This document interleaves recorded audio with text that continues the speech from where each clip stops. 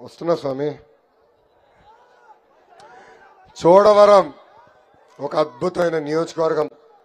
Telugu Desam party కంచుకోటకి మారు పేరు ఈ చోడవరం నియోజకవర్గం. ఏజెన్సీ ప్రాంతానికి ముఖద్వారం ఈ చోడవరం నియోజకవర్గం. ఇక్కడున్న గోవాడ షుగర్ ఫ్యాక్టరీ చాలా famous sugar factory. Shri Vighneshwara స్వామి ఆలయం ఉన్న పుణ్యభూమి ఈ చోడవరం నియోజకవర్గం. అందుకే ఆనాడు తెలుగుదేశం పార్టీ అధికారంలో ఉన్నప్పుడు వేదికమైన రాజుగారు ఎమ్మెల్యే నాయకత్వంలో 1200 కోట్ల రూపాయలు తీసుకొచ్చి నియోజకవర్గాన్ని అభివృద్ధి చేశాం. ఆనాడు పరిశ్రమలు కూడా తీసుకొచ్చి మన నియోజకవర్గంలో స్థానికులకే దాదాపు 500 ఉద్యోగాలు కల్పించాం. అంతెందుకు పంచాయతీరాజ్ గ్రామీణాభివృద్ధి శాఖ మంత్రిగా నేనున్నప్పుడు ఉత్తరాంధ్రలోనే అతి ఎక్కువ సీసీ రోడ్లు వేసిన నియోజకవర్గం ఈ నియోజకవర్గం చోడవరం నియోజకవర్గం. రాష్ట్ర వ్యాప్తంగా 25,000 కిలోమీటర్ల సీసీ రోడ్ వేస్తే ఒక్క చోడవరం నియోజకవర్గంలోనే 500 కిలోమీటర్ల సీసీ రోడ్ వేసిన ఘనత తెలుగుదేశం పార్టీది. అంగన్వాడీ భవనాలు, పంచాయతీ భవనాలు, బీటీ రోడ్లు, సాగునీటి ప్రాజెక్టులు, ఏకంగా రైతులకి ఇన్పుట్ సబ్సిడీ కింద నిధులు ఇచ్చాము. 100 కోట్ల రూపాయలు రుణమాఫీ కూడా చేశాం. కానీ మీరేం చేశారు? పాలిచ్చి ఆవద్దని తన్నే దున్నపోతు ప్రభుత్వాన్ని గెలిపించుకున్నారు. ఈరోజు ఈ నియోజకవర్గంలో కర్ణం ధర్మశ్రీ గారిని ఎమ్మెల్యేగా మీరు గెలిపించుకున్నారు. పేరులోనే ధర్మం ఉంది కానీ ఆయన చేసేదంతా అధర్మ. వేదిక మీద పెద్దలు అన్నట్టు ఇంట్లో పెళ్లి జరిగితే అది అవినీతి సొమ్ములతోనే ఆ పెళ్లి చేశారు. ఈ రోజు ఆయన తిరుగుతున్న కారు కూడా తల్లి ఇక్కడున్న ఒక మైనింగ్ కంపెనీని బెదిరించి ఆ కారు కొనుగోలు చేసి తిరుగుతున్నాడు. తిరిగే కారు తల్లి. ఆయన తిరిగే కారు కూడా సొంత కారు కాదు తల్లి. ఎంత అన్యాయం చూడండి. గతంలో బాబు గారు ముఖ్యమంత్రిగా ఉన్నప్పుడు 1000 రూపాయలకు వచ్చేది ఇసుక. ఆనాడు మా పైన ఆరోపణలు చేశారు పంది కుక్కల్లాగా తింటున్నారని.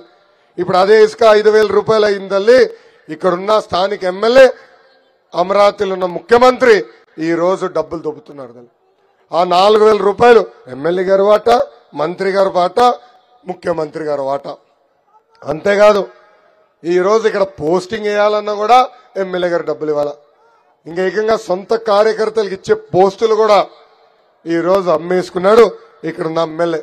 నిరుపేద కుటుంబాలకు ఇచ్చే సెంటు స్థలాల్లో కూడా కుంభకోణం చేసి 5 కోట్ల రూపాయలు సంపాదించాడు ఇక్కడ ఉన్న ఎమ్మెల్యే. చివరికి టపాసులుగా అమ్మే వాళ్ళ దగ్గర నుంచి కూడా డబ్బులు వసూలు చేశాడు ఇక్కడున్న ధర్మ. అందుకే తల్లి ఇంకా 2 నెలల ఎన్నికలు వస్తున్నాయి. తెలుగుదేశం జనసేన పార్టీ బలపరిచిన అభ్యర్థిని ఇక్కడ గెలిపించండి. నేను ఇచ్చే హామీలు నిలబెట్టుకునే బాధ్యత నేను తీసుకుంటాను. మన రోడ్లు ఎంత దరిద్రంగానే మనం చూస్తున్నాం తల్లి, అవునా కాదా? ఈ రోడ్లో కరెక్ట్గా ఒక వారం తిరిగితే మళ్ళీ డాక్టర్ గారి దగ్గరికి వెళ్ళాలి. ఒళ్ళంతా నొప్పులు, మళ్ళీ వాళ్ళు ఇచ్చే మందులు మింగాలి. అందుకే రోడ్లన్నీ బాగు చేసే బాధ్యత మేము తీసుకుంటాం. అంతేకాదు అవసరమైన మేరకు గ్రాయిన్స్ కట్టి రైతులకి నీరు అందించే బాధ్యత కూడా మేము తీసుకుంటాం.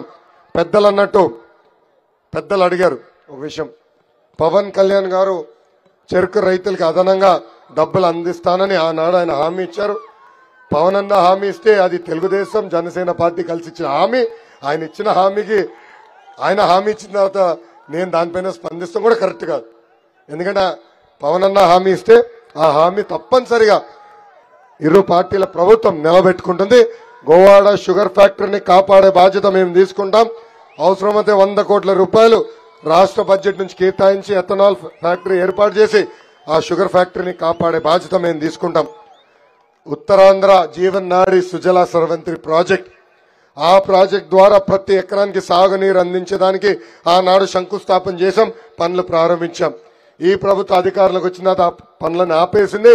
ఆ ప్రాజెక్ట్ కూడా యుద్ధ ప్రాతిపదికంగా పూర్తి చేసే బాధ్యత మేము తీసుకుంటామని ఈ సభాముఖంగా హామీ ఇస్తున్నాం. ఇంకా కళ్యాణపు లోవా మినీ రిజర్వాయర్ ఇతర ప్రాజెక్టు కూడా పూర్తి చేసే బాధ్యత మేము తీసుకుంటాం. పెద్దలు అడిగారు చాకిపల్లి బ్రిడ్జ్ గురించి. గురుగారు ఒక విషయం మీకు తెలియజేయాలి. నేను పంచాయతీరాజ్ గ్రామీణాభివృద్ధి శాఖ మంత్రిగా ఉన్నప్పుడు శాసనసభ్యులందరికీ చెప్పాను, ఇంక్లూడింగ్ వైకాపా శాసనసభ్యులకి, మీకు కావాల్సిన పనులని మీరు లిస్ట్ ఇచ్చేసేయండి. నాకు ఆర్డర్ ఆఫ్ ప్రయారిటీ అంటే అతి కీలకమైంది నంబర్ 1 పెట్టండి, తక్కువ ప్రయారిటీ ఇది లాస్ట్ పెట్టండి. మీరు ప్రయారిటీ లిస్ట్ నాకు ఇవ్వండి, నేను నా సిస్టంలో పెట్టుకుంటా. నాకు ఎప్పుడు విసిల్బాటు వస్తుందో, డబ్బులు ఎప్పుడైతే బడ్జెట్ నుంచి శాంక్షన్ అవుతుందో మీరు నాకు గడప కూడా తొక్కద్దు. ఆ ప్రాజెక్టులు శాంక్షన్ చేసి జియో కూడా మీకు పెడతానని, వాట్సాప్లో పెడతానని ఆనాడు నేను హామీ ఇచ్చా. దాంట్లో ఆనాడు రాజుగారు ఈ ప్రాజెక్ట్ ఇచ్చారు. ఆ బ్రిడ్జ్ కోసం నిధులు కేటాయించాం, జియో జారీ చేశా, టెండర్ కూడా పూర్తయింది. ఈ ప్రభుత్వ అధికారంలోకి వచ్చిన తర్వాత క్యాన్సిల్ చేసింది ఆ ప్రాజెక్ట్. సో మీరు అధైర్యపడద్దు. మన ప్రభుత్వం ఏర్పడిన మొదటి సంవత్సరంలో ఆ బ్రిడ్జ్ పూర్తి చేసే బాధ్యత కూడా కలిసికట్టుగా మనం తీసుకుందామని ఈ సభాముఖంగా నేను హామీ ఇస్తున్నా. ఇంకా గొట్టివాడ వలబు పైన కూడా బ్రిడ్జిలు కావాలని పెద్దలు కోరారు. ఆ బ్రిడ్జిలు కూడా పూర్తి చేసే బాధ్యత మేము తీసుకుంటామని ఈ సభాముఖంగా నేను హామీ ఇస్తున్నా. తెలుగుదేశం పార్టీ బలం, తెలుగుదేశం పార్టీ కార్యకర్తలు, నాయకులు మారి పార్టీ వీడి వెళ్ళినా తెలుగుదేశం పార్టీకి అండగా నిలబడింది ఈ పసుపు సైన్యం. అన్న ఎన్టీఆర్ ఏ ముహూర్తంలో పార్టీ స్థాపించారో తెలియదు కానీ ఆ పసుపు జెండా చూస్తేనే ఒక నూతన ఉత్సాహం. వైకాపా నాయకులకి కార్యకర్తలకి boom boom, president medal, Andhra gold కావాలి కానీ మనకి ఒక్క పిలుపు, రా కదలి రా అని వస్తే పరిగెత్తుకుంటూ వెళ్తాము. అది మనకున్న గొప్పతనం. అందుకే 2014లో కార్యకర్తల కోసం ఒక సంక్షేమ నిధి